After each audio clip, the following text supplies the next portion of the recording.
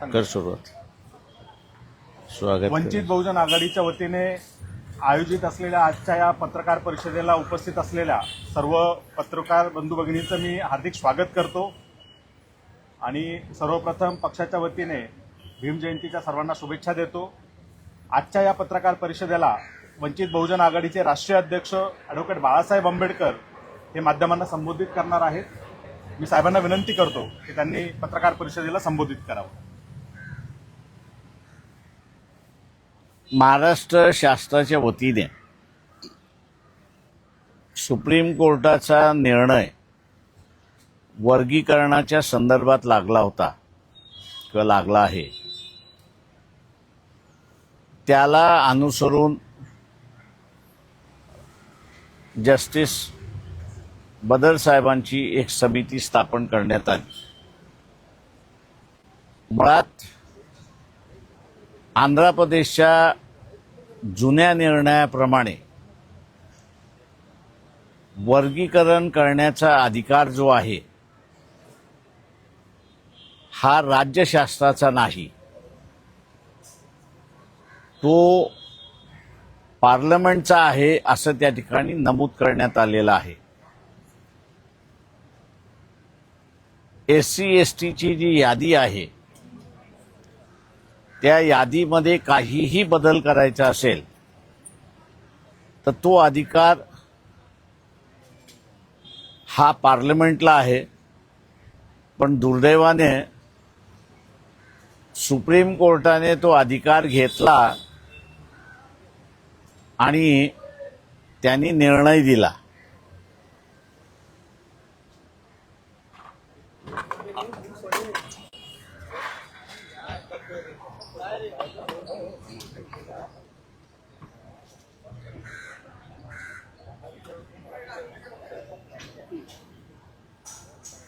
वर्गीकरणाच्या संदर्भात कोणाच्याही मनामध्ये दुमत नाही अशी असणारी परिस्थिती आहे.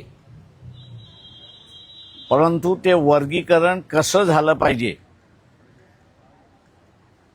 कास्ट वाईज सबकास्ट वाईज झालं पाहिजे की ज्या पद्धतीने JNU सारख्या इन्स्टिट्यूशन्स आहेत की त्या रिझर्व्ह कॅटेगरीमध्ये सुद्धा आणि जनरल कॅटेगरीमध्ये सुद्धा काही प्रिन्सिपल्स पाळून इक्वल डिस्ट्रीब्युशनच्या तत्वावरती ते त्या ठिकाणी राबवतात अशी असणारी परिस्थिती आहे. दुर्दैवाने मी असं म्हणेन की जस्टिस बदर यांची समिती जी आहे या समितीने काही एक्सपर्ट्स, संस्था किंवा लोक इन्व्हॉल्व करून घेतलं नाही, तर सरसकट त्यांनी 1 2 3 1 2 3 4 5 6 7 8 10 असं डिव्हिजन एक क्लब करून डिव्हिजन करून ते मोकळे झाले. ते डिव्हिजन सायंटिफिक आहे की नाही याचं तपासण्यात आलं नाही अशी असणारी परिस्थिती आहे. मी दुर्दैवाने असं म्हणेन की ज्यावेळेस महाराष्ट्र शासनाकडून कळवण्यात आलं की 17 आणि 18 तारखेला कॅबिनेट सेक्रेटरीच्या अध्यक्षतेखाली 3 जणांची समिती ही बदर ज्युडिशियल कमिटी जी बदर साहेबांची आहे तिला एक्झामिन करेल, त्यावेळेस विरोध व्हायला सुरुवात झाला. याचं कारण की बदर समितीचा अहवाल अजून प्रसिद्ध झाला नाही अशी असणारी परिस्थिती आहे. तेव्हा नेमकं त्या अहवालामध्ये काय आहे, उडत उडत जी काही माहिती आलेली आहे त्याच्याच वरती वर्तमानपत्रामध्ये घातल्या जाते अशी असणारी परिस्थिती आहे.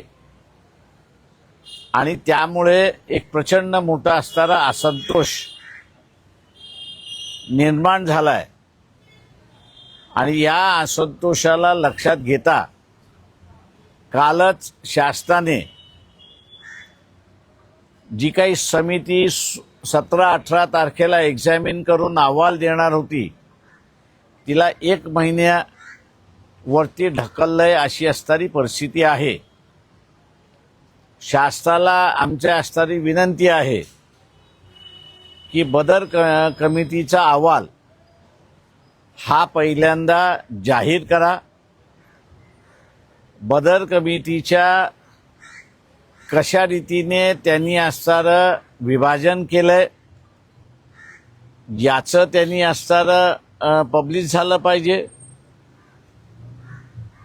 त्याच्यामध्ये कुठल्या कुठल्या SC आणि ST मध्ये येणाऱ्या ज्या वेगवेगळ्या जाती आणि जमाती आहेत त्याच्यापैकी कुठल्या अधिक मोठ्या प्रमाणात अनरिप्रेझेंटेटिव्ह आहेत याचं तपासलंय का हा त्याच्यातला महत्वाचा भाग आहे. तो जर तपासला नसेल तर फक्त एरिथमेटिकली म्हणजे गणिताच्या जोरावरती हे 4 ह्याच्यात, हे 4 ह्याच्यात, हे 4 ह्याच्यात आणि त्यांच्यामध्ये 13% जर डिव्हिजन केला असेल तर हे सायंटिफिक आहे असं मी त्या ठिकाणी मानत नाही. तेव्हा एका चांगल्या विषयाचा खोबरं हे शासनाने केले अशी असणारी परिस्थिती आहे. तमाम असंतोष जो आहे, आज बाबासाहेब आंबेडकरांची जयंती आहे. जनता ही असणारं जयंती साजऱ्यामध्ये गुंतलेली आहे. एकमेकांना असणारा जयंतीच्या शुभेच्छा देत आहेत. परंतु जयंती जशी संपली तसा महाराष्ट्रामध्ये आगडोम उसळण्याची शक्यता आहे. महाराष्ट्राच्या अगोदर कर्नाटक राज्याने एक्झॉस्टिव्हली जे पालन केलं ते महाराष्ट्र शासनाने पालन केलं तर असंतोष वाढणार नाही अशी असणारी परिस्थिती आहे. सायंटिफिक रीत्याने जर त्याचं अभ्यास न करता झाला तर पूर्णपणे असंतोष वाढण्याची शक्यता आहे असं मी त्या ठिकाणी मानतोय. तेव्हा शासनाने मी असं मानतोय की जपून पावलं टाकावी. एका बाजूला खाडीच्या युद्धामुळे शॉर्टेज होण्याची शक्यता फार मोठ्या प्रमाणात आहे आणि महाराष्ट्रामध्ये सामाजिक तणाव होणार नाही याची दक्षता महाराष्ट्र शासनाने घेतली पाहिजे असा आग्रह आमचा महाराष्ट्र शासनाला आहे. अधिकाऱ्यांच्या वेगवेगळ्या स्तरावरती असणारी चर्चा त्या ठिकाणी चाललेली आहे. मी एवढंच नमूद करू शकतो की जे काही मला बदर रिपोर्टच्या संदर्भातला माहिती मिळालेली आहे तो बदर रिपोर्ट न्याय देण्याच्या ऐवजी ज्यांची प्रगती झाली आहे त्यांना कन्सॉलिडेट करणं आणि उरलेल्यांना बाहेर टाकणं हाच त्याच्यातला मेन मुद्दा त्या ठिकाणी दिसतोय. आणि म्हणून मला असं वाटतंय की हा शासनाने वेगवेगळ्या सायंटिफिक इन्स्टिट्यूशन्स आहेत, टाटासारखे इन्स्टिट्यूशन्स आहे, टाटा सायन्स सारखे इन्स्टिट्यूशन्स आहेत, त्याच्यानंतर असणारा स्टॅटिस्टिकल स्टडी ऑफ इंडिया म्हणून असणारा गव्हर्नमेंट ऑफ इंडियाचा स्वतः एक संस्था आहेत. अशा संस्थांना कर्नाटक सरकारने इन्व्हॉल्व करून त्याचा एक फॉर्म्युला त्या ठिकाणी उभा केला. माझं असं म्हणणं आहे की आमचा असणारा बदर समितीला विरोध आहे. तो विरोध आमचा कायम राहणार, कारण का सायंटिफिक स्टडी घेऊन तुम्ही असणारा बाहेर पडलं पाहिजे अशी असणारी परिस्थिती आहे. शासन याच्याकडे गांभीर्याने बघेल अशी अपेक्षा आम्ही त्या ठिकाणी बाळगतो.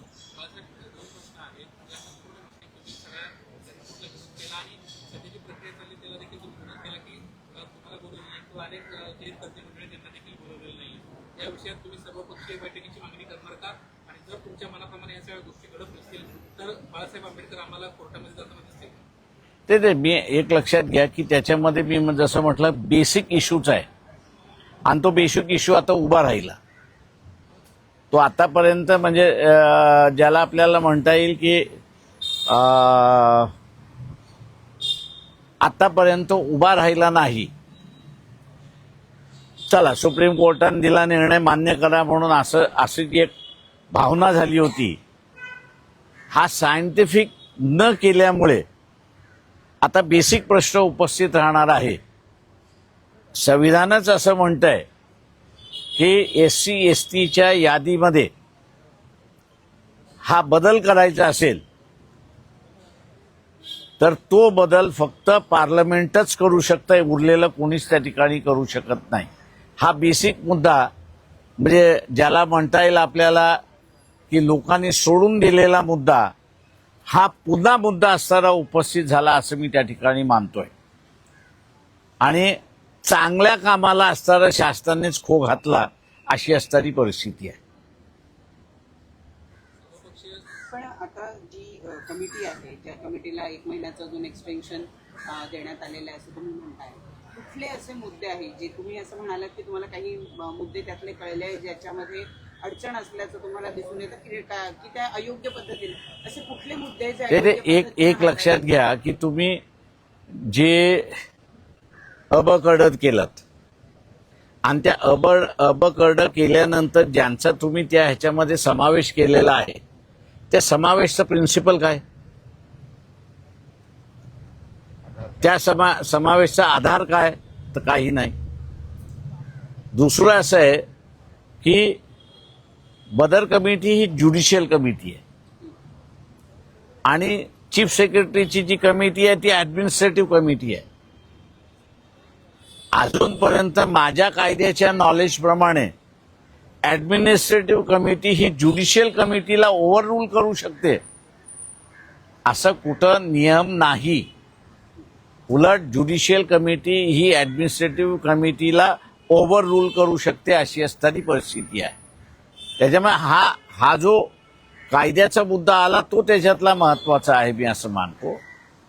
चौथा जो आहे, तिसरा जो आहे त्या सगळ्या ह्याच्यामध्ये तुमचा अजून रिपोर्ट पब्लिशच नाही आहे, डिबेटच झालेला नाही आहे किंवा न डिबेट झालेला रिपोर्ट किंवा न पब्लिश झालेला रिपोर्ट हा शासन कसं म्हणू शकतं की आम्ही त्याला मान्य करतोय. गॅझेट झाल्याशिवाय शासन कुठलाही रिपोर्ट इथे एक्सेप्ट करू शकत नाही असं ब्रिटिश काळापासून आलेलं आहे. चौथा मुद्दा जो आहे मी जसं म्हणालो की ह्याचे जे स्टेक होल्डर्स आहेत, क्लासिफिकेशन केलेले स्टेक होल्डर्स आहेत, त्यांच्याशी बसून तुम्ही बोललेला आहात का? पार्लमेंटनी करणं म्हणजे जनतेने करणं असं मी त्या ठिकाणी मानतो. कोर्टाने करणं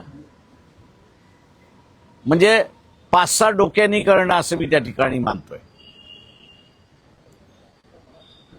तेव्हा ही 5-6 डोकी सुपिरियर डोकी आहे असं मी मानायला तयार नाही. याचं कारण की त्यांच्यामध्येच मतभेद आहेत.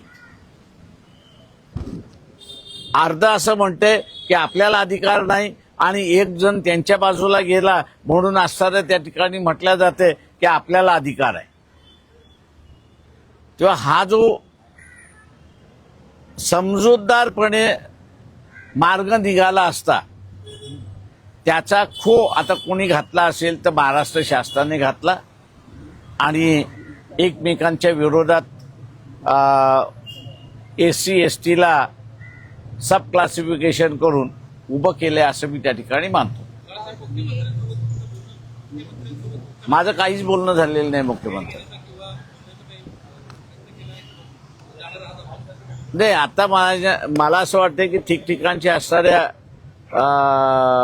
हे आहेत पण मुख्यमंत्र्यांना या संदर्भातलं भेट मागणार आहे. तुम्ही आता म्हणालात की मागासवर्गीय समाजालाच मागासवर्गीय समाजाच्या विरोधात उभं करण्याचा असं म्हणतात तुम्ही. याचं काही एखादं उदाहरण देऊ शकता का? म्हणजे जसं अ, ब, क, ड या 4 वर्गांमध्ये हे विभाजित करण्यात आलंय. आतापर्यंत आपण बघितलं की एखादी कास्ट जी आहे शेड्यूल कास्ट मधली ती बऱ्या प्रमाणावर पुढे आलेली आहे आणि बाकीचे अजून जसेच्या तसेच राहील. असं एखादं काही उदाहरण नाही, माझं म्हणणं असं आहे की हेच जे आपण म्हणतोय की एखादा दुसरा पुढे आलेला आहे आणि उरलेले मागे आलेले आहेत, यालाच माझ्या अंदाजानं कर्नाटकमधलं ज्यावेळेस सायंटिफिक स्टडी बाहेर पडली त्यावेळेस ही वस्तुस्थिती खरी नाही आणि म्हणून त्यांनी असणारं मग इन्स्टिट्यूशन्स इस्टॅब्लिश केल्या आणि इस्टॅब्लिश करून नेमका पाठीमागे कोण राहिलेला समूह आहे याचा त्यांनी स्टडी केला आणि त्याच्यानंतर त्याच्यापेक्षा प्रोग्रेसिव्ह कोण झालं त्याला असं त्याच्यापेक्षा प्रोग्रेसिव्ह कोण झालं त्यांनी आणि सगळ्यात प्रोग्रेसिव्ह कोण झालं याचं त्यांनी कास्ट वाईज कॅटेगरायझेशन नाही केलं. त्यांनी कास्ट वाईज स्टडी केली, त्याच्याबद्दल हे नाही, पण त्यांनी एकाच ब्रॅकेटमध्ये त्यांना घातलं नाही. तर त्यांनी करताना लिस्ट डेव्हलप असा जो आहे त्याचा एक वर्ग केला, त्याच्यानंतर अजून लिस्ट डेव्हलप दुसरा वर्ग केला, त्याच्यापेक्षा अजून लिस्ट डेव्हलप त्याचा वर्ग केला आणि लिस्टच एकदम डेव्हलप असा त्यांनी वर्ग केला की जेणेकरून सामान्य माणूस असेल, कोर्ट असेल किंवा इतर कोणी असेल त्याला दिसलं पाहिजे की हा जो वर्ग आम्ही अ ब क ड केलेला आहे तो अ वर्ग जो आहे त्या अ वर्गामध्ये ज्यांना आम्ही इन्क्लूड केलेला आहे त्यांची प्रगती ही फक्त 15% झालेली आहे. ब मध्ये आम्ही जो केलेला आहे त्याची असणारी 30% झालेली आहे. ड मध्ये केलेला आहे त्याची फक्त असताना 40% झालेली आहे. म्हणजे त्यांनी प्रोग्रेसिव्हली मागासलेला जो आहे त्याचं त्यांनी वर्गीकरण केले आहे. त्यांनी नुसतं ही जात ही जात ही जात ही जात असं करून त्यांनी केलेलं नाही. असं आहे माझं म्हणणं आहे का कर्नाटकला 3 महिन्याचा कालावधी लागला.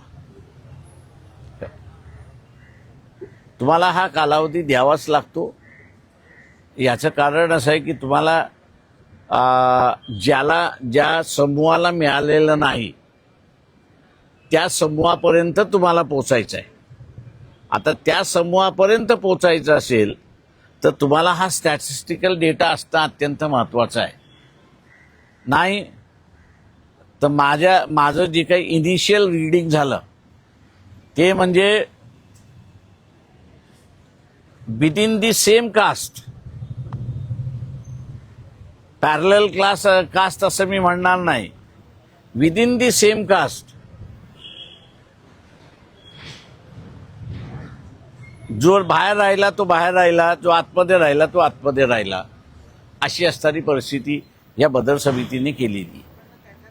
कॅटेगरायझेशन येणार शहरी भाग, ग्रामीण भाग, माग. माझं म्हणणं असं आहे की तुम्हाला आत्ता जर करायचं असेल तर तुम्हाला असणारं ह्या गोष्टी करणं सगळ्यात महत्वाचं आहे असं मी त्या ठिकाणी मानतोय. कारण का मुळात मी असं म्हणेन आरक्षण हे विकसित नाही, डेव्हलपमेंट नाही. आरक्षण हे रिप्रेझेंटेशन आहे. शासन स्वतःचं डेव्हलपमेंट जबाबदारी झडण्यासाठी ते आता त्या ठिकाणी होणार आहे. शासनाच्या ह्या धोरणामुळे आता असणारं एक नवीन वाद जो सुरुवात होईल तो मी आपल्याला असं सांगतो की त्याची चर्चा सुरुवात झालेली आहे की जे प्रिन्सिपल तुम्ही असणारा SC आणि ST ला लावलेला आहे आणि OBC ला लावलेला आहे की जो प्रगत झाला त्याला बाहेर काढा, उरलेले 50% जे आहेत त्या उरलेल्या 50% हे प्रिन्सिपल लागणार आहे की नाही जनरलमध्ये, ही आता चर्चा सुरुवात झाली आणि जून महिन्यामध्ये या संदर्भातलं पिटिशन्स दाखल झाले मुंबई हायकोर्टामध्ये, तर माझं म्हणणं असं आपण ज्याला म्हणतो की आश्चर्य त्या ठिकाणी मानू नये. म्हणजे जो निर्माण होणारा प्रश्न नव्हता तो शासनाने केला असं मी त्या ठिकाणी मानतो. बाळासाहेब मुख्य सचिवांसोबत जायला अजून 15 दिवसांची मुदतवाढ वाढवली 21 तारखेपर्यंत ते बहुजन आघाडीने आपल्याला काही सजेशन आहे त्याचं काही आम्ही ह्या समितीला विचारत नाही. बदर समितीने लोकांना बोलवावं तरच त्याला मिनिंगफुल चर्चा राहील.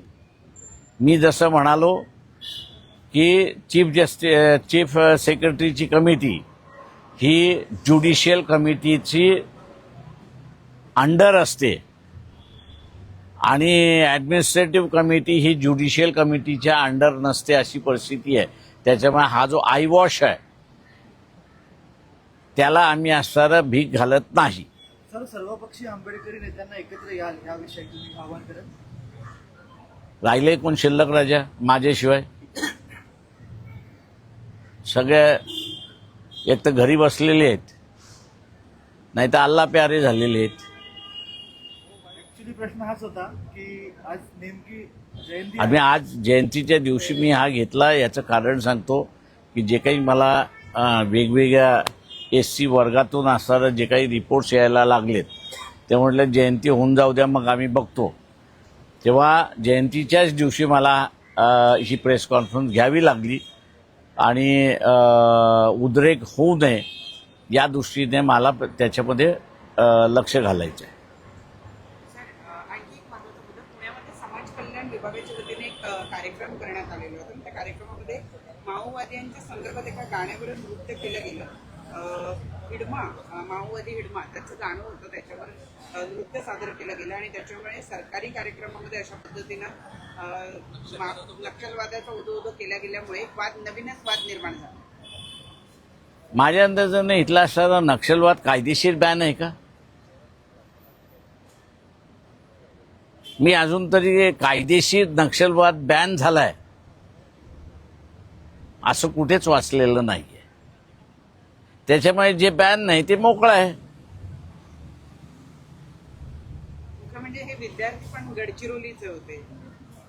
ते मुळात माझं म्हणणं असं आहे की शहरी भागातला माणूस अत्यंत मूर्ख आहे, अत्यंत मूर्ख आहे तो, आणि म्हणून त्याला असणारा नक्षलवाद का पनपला याची त्याला जाणीवच नाही. शहरातलं येणारं पाणी, शहरामधल्या फॅक्टरीना येणारं रॉ मटेरियल आणि इथलं असणारं पर्यावरण, या तिन्हीचं जतन कोण करत असेल तर तो ट्रायबल झोन जे आहे ते ट्रायबल झोन त्याला असणारं हे करतात. मी इथल्या असणाऱ्या सर्व मध्यमवर्गीयांना म्हणणार आहे की तुम्ही 5th शेड्यूल आणि 6th शेड्यूल संविधानाचं वाचा. ते वाचल्याशिवाय तुम्हाला असणारं या देशामध्ये उग्रवादी का निर्माण झाले याचं तुम्हाला कळणारच नाही.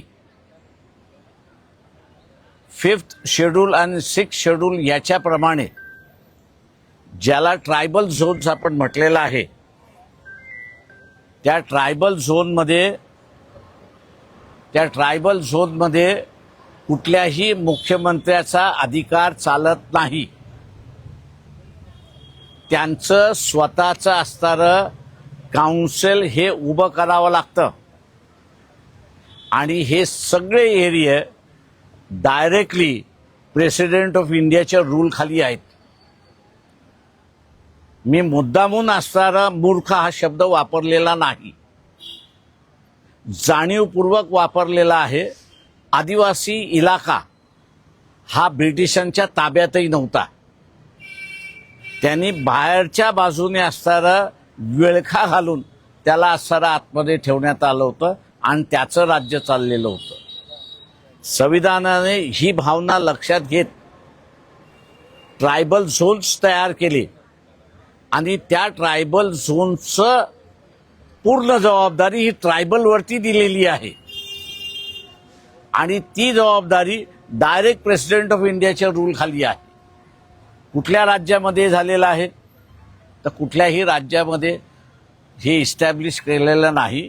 आणि म्हणून तिथला असणारा आदिवासी हा आमचं राज्य जे आहे त्या आमच्या राज्यावरती असणारं तुमचं राज्य का हे तो विचारतोय आणि तो लढतोय. आता त्याला तुम्ही नक्षलवादी म्हणा, काही म्हणा. आणि हे जे चाललेलं आहे जंगल, पाणी, जमीन आणि खनिज या चोरीसाठी झालेला असताना हा भाग आहे असं मी त्या ठिकाणी मानतो. आज तुमचं सगळं uranium, iron ore, copper, bauxite हे सगळे हे आदिवासी झोनमध्ये आहेत. म्हणजे मी नेहमी म्हणतो की जे मुस्लिम कंट्रीजकडे तेल आहे आणि ख्रिश्चन कंट्रीजकडे टेक्नॉलॉजी आहे. ती टेक्नॉलॉजी चालवायला तेल लागते. त्याच्यामुळे तेलाचं एक्सप्लॉयटेशन झालं पाहिजे म्हणजे स्वस्त मिळेल. भारतामध्ये सगळी खनिजं ही आदिवासी भागामध्ये आहेत. ती स्वस्त आपल्याला मिळाली पाहिजे म्हणून आदिवासी उद्ध्वस्त करा हे धोरण आहे. म्हणून म्हटलं की इथल्या मिडल क्लासने या गोष्टी वाचल्या पाहिजेत, समजून घेतल्या पाहिजेत. आणि उगीच अमित शहा म्हणतोय म्हणून असणारं मूर्खासारखं त्याच्यावरती विश्वास ठेवू नये. थँक्यू. या सगळ्या ह्याच्यामध्ये कन्क्लूड करण्याच्या अगोदर मी सर्व तमाम जनतेला जयंतीच्या शुभेच्छा देतो. विचार. नाशिकमध्ये ज्या प्रकारे भोंदू खरा आणि नंतर त्या कंपनीमध्ये जे धर्मांतर करण्यासंदर्भात जो प्रकार घडले याकडे कसं पाहतो तुम्ही? कारण त्याला खूप उदो होते दोन्ही प्रकरणामध्ये. म्हणजे जे शासन झालंच पाहिजे मात्र कागावा केला जातोय का? मी पुन्हा म्हणतो की जुने भोंदू गिरी करून जगणारे आणि आत्ता नव्यानं भोंदू करून जगणारे यांच्यामध्ये जमीन आसमानाचा फरक आहे. जुन्या पद्धतीने जे भोंदूगिरी करत होते त्याच्या भोंदूगिरीला सायन्स होतं, सायंटिफिक आन्सर होतं. आणि त्याची भोंदूगिरी ही पोटापाण्याची असणारी भोंदूगिरी होती, ती शोषणाची नव्हती. आत्ताचे असणारे जे भोंदूगिरी आहेत हे शारीरिक शोषणाचं, पैशाचं लुटण्याचं ठिकाण फार मोठ्या प्रमाणात झालेलं आहे. दुर्दैवाने आपल्या इथे सायंटिफिक कम्युनिटी असं जर मी म्हटलं तर जुनी भोंदूगिरी करणारी कमिटी होती असं मी त्या ठिकाणी मानतो. म्हणजे आजही माझं चॅलेंज आहे की कोणीही अग्नीवरती चालून दाखवावं. पण जुना भोंदूगिरी ज्याला आपण म्हणतो त्याला तुम्ही सांगा तो आजही तुम्हाला अग्नीवरनं चालून दाखवतो. कारण त्याला त्या अग्नीवरनं चालताना पायाला काय लावावं लागतं ही त्याला कल्पना होती आणि किती मिनिटं चालायचं आणि तेव्हा किती प्रमाणात लावलं पाहिजे हे त्याला नॉलेज होतं. त्याच्यामुळे त्याचं नॉलेज तो पोटासाठी वापरत होता. आत्ताचे जे भोंदू आहेत ते शारीरिक शोषणासाठी आणि लुटारूपणासाठी निर्माण झालेले आहेत अशी परिस्थिती आहे. पण सर तो दुसरा प्रश्न आला कंपनीमध्ये प्रायव्हेट कंपनीमध्ये धर्मांतरासाठी प्रयत्न केला किंवा महिलांचं शोषण केलं गेलं हा जो मुद्दा हा देश लेवलपर्यंत गाजलेला आहे. याकडे कसं पाहतो? आता तुम्हीच मांडलेलं आहे, काय मांडणार मी अजून त्याच्यामध्ये. मुंबईच्या कोरेगावमध्ये 11 एप्रिलला एक म्युझिक कॉन्सर्ट झाला. तिथे मोठ्या प्रमाणात तरुणाई होती आणि ते ड्रग्सचं सेवन मोठ्या प्रमाणात झालं. मात्र ओव्हरडोस झाल्यामुळे 2 तरुणांचा या सगळ्यामध्ये जीव गेलेला आहे. तर काही तरुण जे आहेत रुग्णालयामध्ये सगळे उपचार घेत आहेत. कसं पाहता याकडे? ड्रग्सच्या प्रकरणामध्ये मोठ्या प्रमाणात हे सगळे वाढत चाललेले प्रकार आहेत. पोर्टबंदर, गुजरातमधलं पोर्टबंदर जे आहे एक 3 ते 4 वर्षापूर्वी बातमी आली होती की 18,000 कोटीचा असणारं ड्रग्स पकडण्यात आला होता. तो कोणाचा आहे? त्याच्या संदर्भात कोणालाच माहिती नाही. ते सरकारचं आहे की सरकारमधल्या कुठल्या मंत्र्याचं आहे किंवा इथले असणारे जे काही ड्रग लॉर्ड्स आहेत त्यांचं आहे, कोणालाच माहित नाही. त्याच्यामुळे या देशामध्ये पाहिजे तेवढ्या प्रमाणात ड्रग्स येतोय आणि तरुण पिढी दुर्दैवाने मी असं म्हणेन की त्याला बळी पडत चाललेली आहे. दुसरा एक असाच प्रश्न, हा ड्रग्स साठा जिथून जिथून जप्त केला जातो किंवा कारवाई केली जाते, आता हा ड्रग्स साठा नंतर त्याचं काय केलं जातं ह्याचं कोणालाही पत्ता नसतो. नाही, त्याची एक डिस्ट्रॉय करणे, एकदा पकडला गेला म्हणजे सीज झाला तर त्याचा सीज रिपोर्ट होतो. तो सीज रिपोर्ट झाल्यानंतर कोर्टाला रिपोर्टिंग होतं. त्या केसेस एकदा संपल्या की कोर्टाकडून घेऊन तो डिस्ट्रॉय, कोर्टाला कळवून त्याला डिस्ट्रॉय केलं जातं. ते डिस्ट्रॉय करणं सार्वजनिक केलं पाहिजे का?